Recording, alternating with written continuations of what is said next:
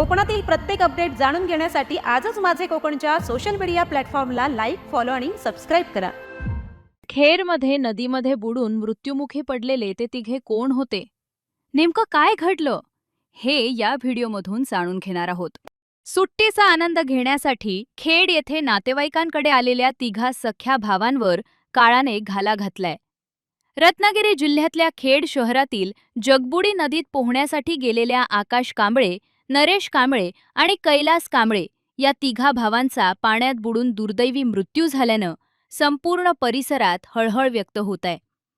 मूळचे सांगली जिल्ह्यातील आणि मुंबईतील कुर्ला येथे वास्तव्यास असलेले हे तिघे भाऊ उन्हाळी सुट्टीसाठी खेड येथे आपल्या नातेवाईकांकडे आले होते.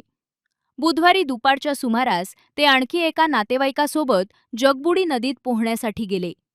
मात्र नदीतील पाण्याची खोली आणि प्रवाहाचा अंदाज न आल्यानं चौघेही खोल पाण्यात अडकले. मदतीसाठी आरडाओरड होताच स्थानिक नागरिकांनी तात्काळ घटनास्थळी धाव घेत बचाव कार्य सुरू केले.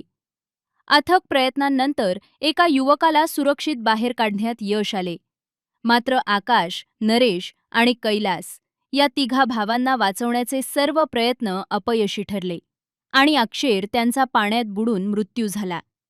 एकाच कुटुंबातील तिघा सख्या भावांचा मृत्यू झाल्यानं कांबळे कुटुंबावर दुःखाचा डोंगर कोसळलाय. सुट्टीचा आनंद घेण्यासाठी आलेल्या या भावंडांचा असा दुर्दैवी अंत झाल्यानं खेड शहरासह संपूर्ण परिसर शोकमग्न झाला असून सर्वत्र हळहळगीती व्यक्त केली जात आहे. संबंधित यंत्रणांकडून पुढील तपास सुरू आहे. तिघांचाही मृतदेह कळंबनी उपजिल्हा रुग्णालयात छेदनासाठी आणण्यात आलाय.